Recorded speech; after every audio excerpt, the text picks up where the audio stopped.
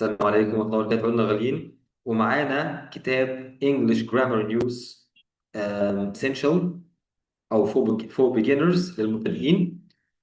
يلا خدنا الوحدة الأولى يونت 1 في فيديو سابق، هبعت لكم اللينك في الكومنتس في أول كومنت إن شاء الله في التعليق.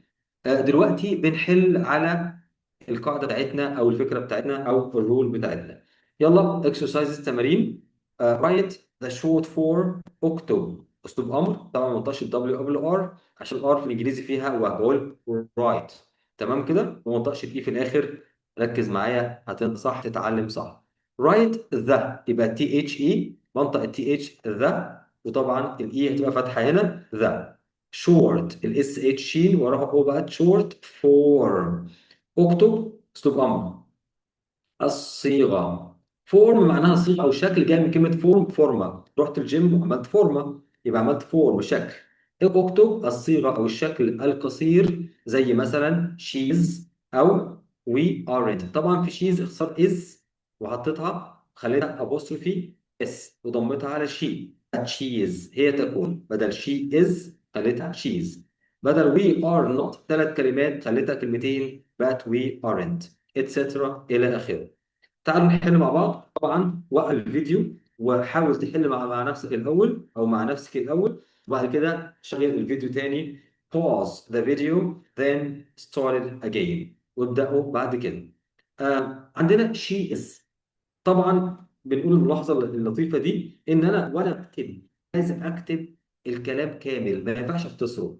والافضل ان أنا ما اختصروش. ليه؟ لان بكتب تقرير الشركه ما ينفعش يكون في اي حاجه مبهمه او حتى في نوع من التخمين. خلاص، في الكلام لازم الكلام يكون واضح رسمي، لكن بختصر علشان المحادثه.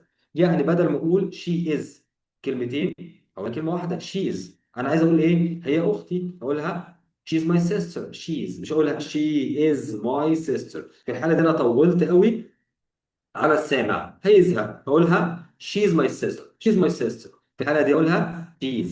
يبقى انا اختصرت الاي، شلت الاي، ما عادتش كلمة، لأن أي كلمة في الإنجليزي لازم على الأقل فيها أحد الحروف المتحركة A E أو أو يو. نكتب نوت الحروف المتحركة A E I O يو. ال5 حروف دول لازم اي كلمه في الانجليزي فيها حرف من دول. طبعا لو شلت الاي ما عادتش كلمه وعوضت مكانها بابوستروفي، العلامه الفاصله اللي فوق دي او الواو الصغيره. فطبعا لازم اضم الكلام الباقي ده اهو اللي هو الابوستروفي اس، اشيل المسافه اضم الكلمه دي على اللي قبلها عشان اعرف انطق الكلمه دي. هتبقى شيز هي تكون نفس المعنى بس نطقها بقى اسهل. ها يا ترى يا شباب هنحدي ازاي؟ هتبقى they. بدل ما اقولها they are كلمتين هقولها ايه؟ هقولها their.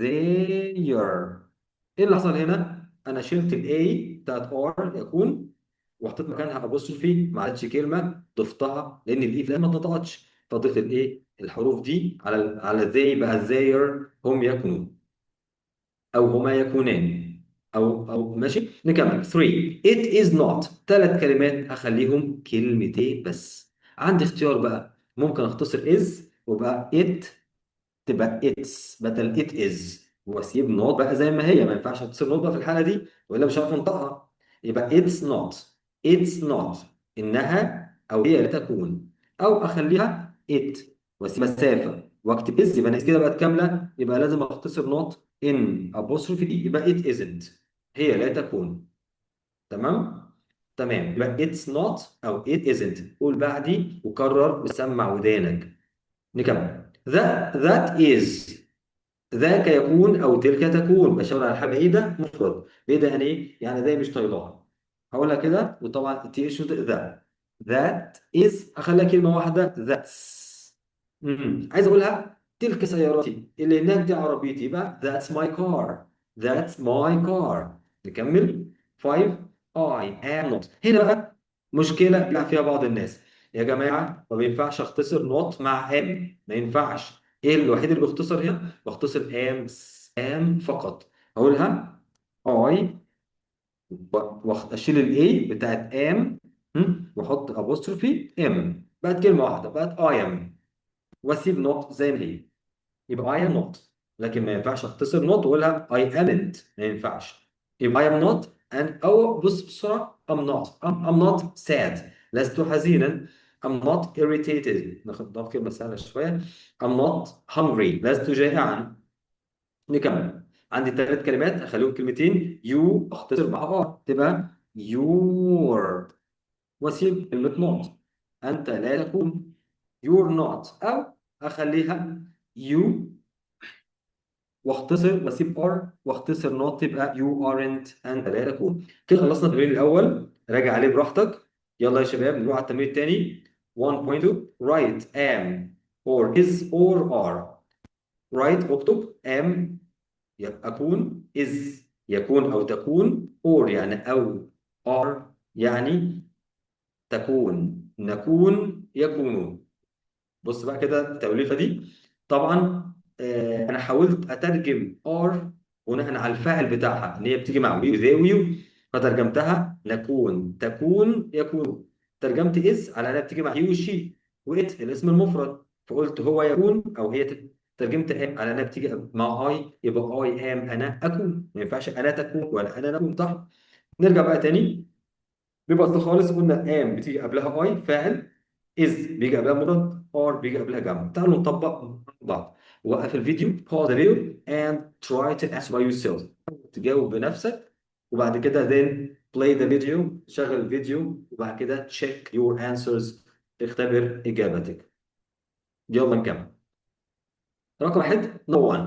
the weather هنطقها the، قلنا تي اتش the او ث او ظا. هنا the weather. كلمة weather فيها حرف الاي ما نطقش، والواو دبل نطق weather الطقس. وطبعا الطقس مفرد، ما بقولش طقوس، لان كلمة طقوس هتبقى كلمة تانية خالص، وهتبقى طقوس بمعنى شعائر ناس بتعملها زي الطقوس الدينية، هتبقى كلمة rituals.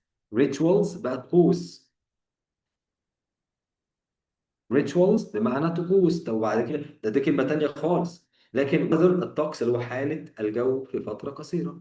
the weather مفرد هياخد is يكون، لأن تركيب الجملة في الإنجليزي إيه؟ تركيب واحد بس اللي هو فاعل أو مبتدأ وفعل وبعد كده تكملة الجملة. فاعل أو مبتدأ وفعل وبعد كده تكملة الجملة. عند الفاعل يبقى ناقص الفعل. بكمل بقى nice لطيف today اليوم يعني النهارده. بقول له ببساطة كده يا عبد الرحمن the weather is nice today. الطقس جميل اليوم. نكمل. طبعا كل جملة هنا محادثة ما شاء الله جميلة. خدها وتخيل الموقف وقولها بصوت عالي. نمبر 2 2 اي طبعا هتاخد ام وانت مفتح. I am not rich.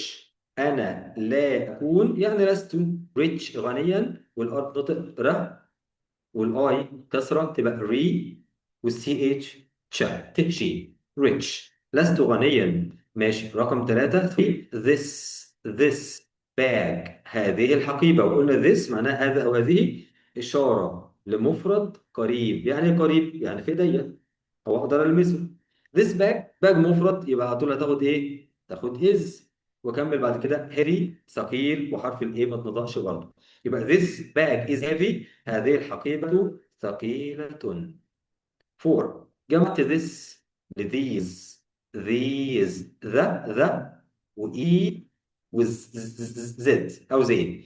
these bags لسه نطقت زين. these bags هذه الحقائب. طبعا الحقائب بتجمع يبقى are تكون heavy ثقيلة. طبعا لما أفرق في الترجمة وأقول في العربي، بص العربي يقول أهي this bag is heavy هذه الحقيبة تكون ثقيلة.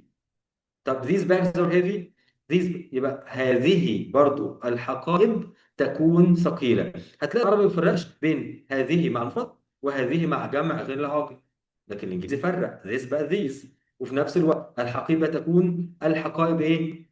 تكون برضو. يبقى العربي ما بيفرقش، لكن الانجليزي فرق ان is قبلها مفرد، المفرد بياخد is، or قبلها جمع والجمع بياخد or بكل سهولة. فاين لوك انظر بص يا عم. بص دلوقتي اسلوب امر. there معناها هناك. there هاخد is ولا ار على حسب الفاعل الحقيقي. كيرول اسم بنت سي كابيتال، يبقى اصل الجمله كانت كيرول is there. تاني كانت كيرول is واكمل there، بس طبعا الجمله فيها تقديم وتاخير، يبقى there is كيرول يعني كيرول هناك او هناك كيرول. 6 my brother أخي and I وأنا. كده بقيت إيه؟ I لوحدي فهاخد am؟ لا، ده my brother الأول كمان، يبقى أخي وأنا اللي هو إيه؟ نحن. أكيد بالظبط بقول we. نحن we هتاخد are. نكون. يبقى my brother and I are good tennis players. لاعبي تنس جيدين. وطبعا players اسم فاعل من كلمة play. يبقى play يلعب. ضفت لها اي ار بقت اسم فاعل لاعب بلاير. ضفت لها اس الجمع في الاخر بقت بلايرز لاعبين. 7 ايميلي. ايميلي طبعا اسم بنت او كده كده مفرد حتى لو ما عرفتش المعنى. يبقى اذا على طول تكون at home في المنزل. her children. her مش hair شعر. her children اطفالها. طبعا اطفال هنا جمع ايه؟ جمع تكسير. يبقى برضو كلمة جمع يبقى هتاخد are يكونوا at school في المدرسة. وكلمة سكول ما قطعش الاتش. اي طبعا وانت مفتح هتقول I am a taxi driver.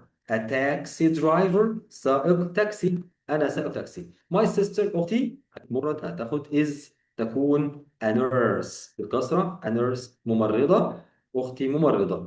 كده مفروض طبعا عشان اتعلم صح اشغل الريكوردر جنبي اسجل الصوت في الموبايل. اكتب الجمل دي بالعربي وانا بنطقها. وبعد كده احفظها على الكلمه الجديده احفظها ارجع اترجمها تاني انجلش وشويه تاني انقلها بخطي من الكتاب هنا. اشتغل عليها كتير علشان في الاخر وبعد كده ارجع اسمع صوتي وانا كنت بحفظ علشان ده كله اثبت المعلومات دي. نتقابل ان شاء الله في بقيه حل او حل بقيه الاسئله ان شاء الله في الفيديو القادم. والسلام عليكم ورحمه الله وبركاته.